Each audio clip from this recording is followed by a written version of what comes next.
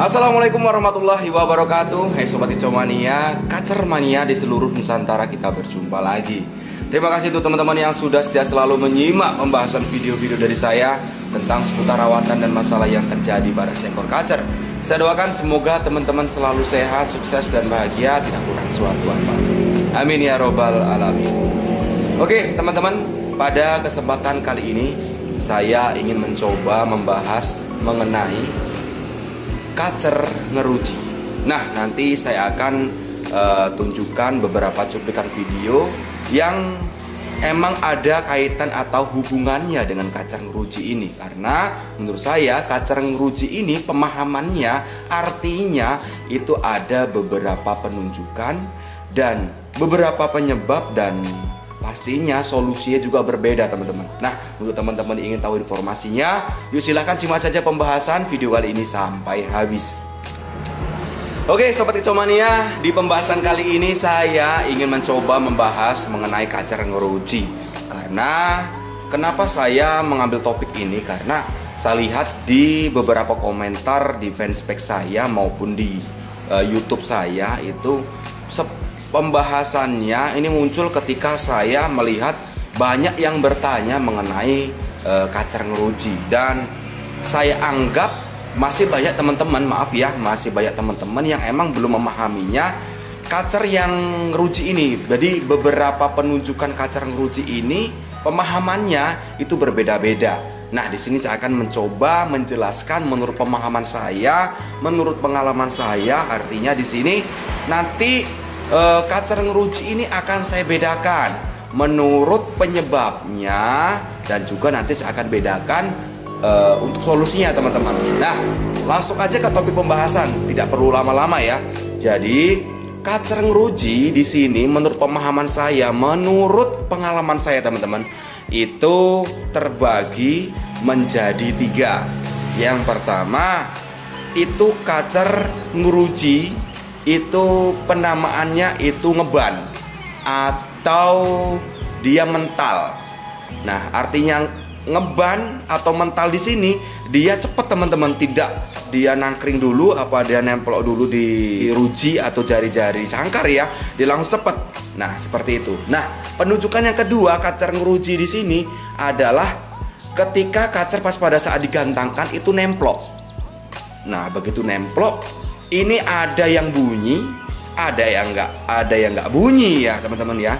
Nah, penunjukan yang kedua yaitu kacer ngeruji. Ini ngerujinya nubruk-nubruk. Jadi begitu digantangkan dia ngerujinya nubruk-nubruk. Jadi nubruk-nubruk sangkar, dia mengejar musuh yang ada di sekelilingnya.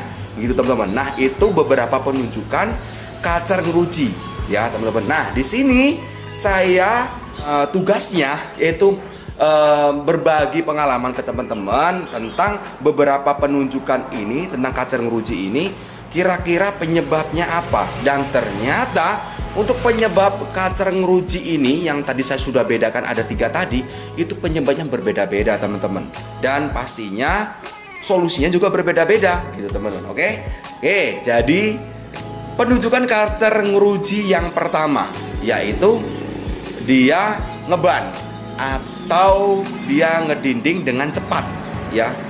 Jadi kacer ngeban atau mental dia dengan cepat ya. Jadi tidak sempat bunyi, jadi cuma ngeban aja ya, atau mental. Nah, di sini menurut pemahaman saya gitu ya, di sini ada 2 penyebab. Ya, di sini ada 2 penyebab. Yang pertama penyebabnya itu adalah kacer yang mental ini kondisi ketinggian emosinya, tetapi grade ketinggiannya itu tidak sampai dengan yang terlalu over emosinya gitu teman-teman. Itu ya. Nah, ini penyebabnya ya sama. Penyebab utamanya karena si kacer mengalami salah atau kurang pas di pemberian pola rawatan hariannya, yang biasanya kacer ini pemandiannya bisa sering atau bisa juga enggak ya. Tetapi di sini yang harus digarisbawahi di sini adalah ketidakcocokan di penjemuran atau di pemberian IF-nya ya, gitu teman-teman ya. Jadi misalkan Saya berikan contoh ya teman-teman ya. Misalkan kacer yang seharusnya di sini dia mandinya 2 hari sekali ya. Mandinya 2 hari sekali. Ini pemandiannya kurang dari kebutuhannya. Dia hanya dimandikan seminggu 2 kali. Itu teman-teman. Dan biasanya juga ini si kacer seharusnya tidak bisa kena penjemuran yang kuat. Ini diberikan penjemuran kuat dan durasinya lama dan jadwalnya juga kebanyakan teman-teman. Dan di sini juga ada penyebab yang ketiga, yaitu ini penyebabnya karena salah di pemberian IF teman-teman. Jadi kurang pas, maksudnya kurang pas di pemberian IF. Jadi seharusnya kacer ini diberikan cukup jangkrik aja. Ini pas pada saat kondisi tertentu, misalkan pas pada saat cuaca panas, ini diberikan ulat Hongkong. Jadi seperti itu. Dan sebenarnya banyak faktor ya teman-teman, banyak faktor dan mungkin itu ketiga penyebab itu yang emang saya simpulkan yang sering terjadi teman-teman. Salah satunya kacer yang ada di video ini, ya. Nah, coba teman-teman perhatikan kacer yang ada di video ini. Ini adalah salah satu contoh kacer ngeruji. Kacer ngeruji, ngerujinya itu ngeban dengan cepat. Penyebabnya karena ketinggian emosinya ya, ketinggian emosinya mendekati over emosi, tetapi untuk grade-nya tidak terlalu parah teman-teman. Nah, jadi penunjukannya seperti ini. Dan untuk solusinya di sini tidak perlu banyak penambahan atau perubahan pola rawatan maupun eksekusi lapangannya. Tidak seperti kacer yang mengalami over emosi yang parah teman-teman. Jadi bisa teman-teman analisa sendiri di pola rawatan hariannya maupun eksekusi lapangannya. Misalkan untuk pola rawatan hariannya ini masih kebanyakan penjemurannya, ya udah penjemurannya itu dikurangi durasi atau jadwalnya ya. Dan untuk pemandiannya yang misalkan tadi kurang, misalkan pemandian hanya seminggu 2 kali, coba tambah menjadi seminggu 3 kali gitu, pelan-pelan menambahnya. Karena dalam kondisi kacer seperti ini tidak terlalu banyak perubahan teman-teman, tidak seperti kacer yang mengalami over emosi parah teman-teman. Oke. Dan untuk eksekusi lapangannya teman-teman bisa mensiasati pas pada saat di lokasi gantang kan bisa dimandikan, dan jangan menggunakan IF ulat Hongkong teman. Jadi bisa cukup jangkrik aja ataupun bisa kombinasi kerutu sedikit aja pas pada saat emang kebetulan saat itu cuacanya panas. Jadi seperti itu cara mengatasinya. Dan penyebab kacer ngeruji yang pertama itu ngeban atau mental, itu penyebabnya karena ketinggian emosinya. Dan penyebab yang kedua kacer ngeruji ini mental atau ngeban, penyebabnya karena ini dominan birahinya ya. Dominan birahinya artinya ini kurang emosinya. Seperti cuplikan video yang satu ini. Jadi coba teman-teman perhatikan kacer yang ada di video ini, dia mental ya, mental. Jadi atau ngebannya ini karena emang kurang emosinya gitu ya. Dia tidak on atau tidak konslet. Konsletnya dia setengah-setengah. Kadang dia buka ekor, materian diselingi kaceran seperti itu teman-teman. Jadi penyebabnya karena kurang emosinya. Dan di sini penyebab utamanya itu tetap kurang pas di pemberian pola rawatan maupun eksekusi lapangan. Jadi teman-teman bisa mensiasati ini ya sama aja. Jadi kebalikan dengan ketinggian emosi tadi. Kalau kurang emosi ini biasanya kacer masih kurang penjemurannya, kebanyakan pemandiannya gitu. Dan pemilihan IF yang kurang tepat, misalkan IF-nya jangkriknya masih kebanyakan atau IF masih menggunakan kerutu hariannya. Dan solusinya ya sama yang tadinya, misalkan mandinya ini masih kebanyakan, ya kurangi pemandiannya ya. Misalkan tadi seminggu 3 kali, ya kurangi seminggu 1 kali aja. Misalkan penjemurannya masih kurang, ya ditambah durasinya atau ditambah porsi jemurnya. Bisa dikombinasi dengan pengubaran. Dan untuk IF jangkrik yang tadi kebanyakan dipangkas separohnya ya, maksimal 33 atau 22 atau 11 hariannya gitu teman-teman. Dan harian diablak saja agar metabolisme si kacer ini tetap baik, seperti yang saya bahas di video-video saya sebelumnya. Dan untuk eksekusi lapangannya, kacer kondisi ngebannya ini kurang emosi seperti ini, IF yang cocok yaitu pemberian ulat Hongkong, tetapi dalam kondisi tertentu. Artinya kalau kacer di bawah belum on ngunci, belum pules onnya, itu bisa diberikan ulat Hongkong. Tetapi kalau onnya sudah, menurut teman-teman sudah on ngunci, ya nggak usah perlu lagi diberikan ulat Hongkong. Nanti malah penunjukannya akan berbeda, tidak sesuai hasil yang kita harapkan, teman-teman. Oke, lanjut. Penunjukan ngeruji selanjutnya yaitu kacernya nemplok sambil bunyi ataupun tidak bunyi. Ya, nah di sini juga penunjukannya ini pasti berbeda, penyebabnya pasti berbeda, teman-teman, dan solusinya pasti berbeda. Dan untuk penunjukan kacer yang nemplok sambil bunyi ataupun tidak bunyi, ini penyebabnya hanya satu, teman-teman. Ini biasanya pengalaman saya, penyebabnya karena si kacer mengalami dominan birahinya, cuman grade-nya aja berbeda. Misalkan dia nemplok sambil bunyi, ini biasanya dia sudah setengah on, tetapi ini kurang emosinya, ya, kurang emosi. Tetapi kalau dia nemplok nggak bunyi, itu biasanya dia kondisi OB atau over birahinya. Dan untuk penanganannya pasti berbeda. Kacer yang OB dengan kacer yang kurang emosi, ini penanganannya pasti berbeda. Teman-teman analisa sendiri dari riwayat rawatan sebelumnya, kira-kira yang kurang pas atau yang salah tuh di mana. Gambaran saya intinya keduanya itu masih kebanyakan pemandiannya, kurang penjemurannya, IF-nya masih kebanyakan, salah di pemberian IF-nya, seperti yang seharusnya tidak bisa, karakternya tidak bisa kena kroto, ini masih diberikan kroto, dan eksekusi lapangannya ini yang seharusnya tidak pakai kroto, ini menggunakan kroto. Jadi gambaran seperti itu. Jadi teman-teman untuk detailnya teman-teman coba cek di video YouTube saya yang lain, pembahasan mengenai kacer yang mengalami over birahi maupun yang kurang emosi. Saya sudah jelaskan detail. Nanti kalau saya jelaskan di sini videonya kepanjangan, teman-teman. Oke, lanjut.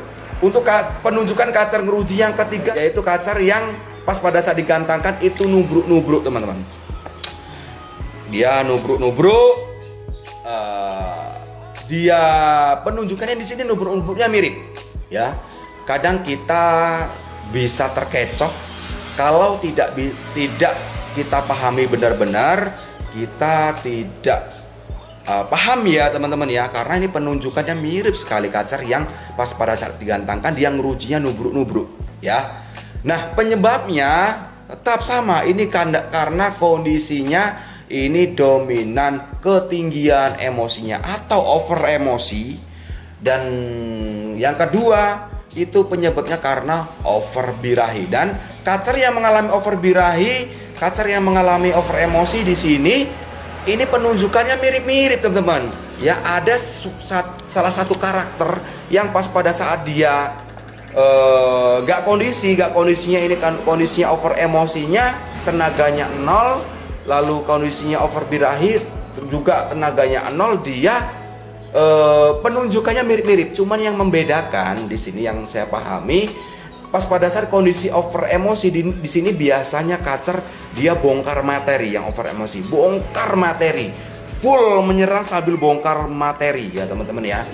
Kadang kepantau juga kacernya sudah on, udah main on, tetap mainnya on, gelisah dia ngejar burung sebelahnya karena dia saking emosinya nggak terkontrol. Dan dalam kondisi tertentu pas pada saat powernya nggak cukup, dia biasanya akan muncul penunjukan baru seperti bagong, kanibal, seperti itu ya teman-teman. Nah jadi seperti itu. Dan untuk kacer yang OB sama aja di sini penunjukan nubruk-nubruknya, cuman yang membedakan di sini pas pada saat digantangkan dia nubruk-nubruknya dia tidak sambil bunyi, teman-teman. Dia pas pada saat nubruk dia nggak sambil bunyi, tetapi pas pada dia nangkring dia hanya dangak-dangak aja ya, lip sync ya, sambil ngeriwi-ngeriwi. Nanti pas pada saat dia melihat musuh di sebelahnya mungkin bagong, dia nabrak lagi seperti itu ya. Ada orang bawa sangkar, dia turun ke dasar sangkar, dia nabrak lagi seperti itu. Jadi penunjukannya mirip over emosi dengan kacer yang mengalami OB di sini.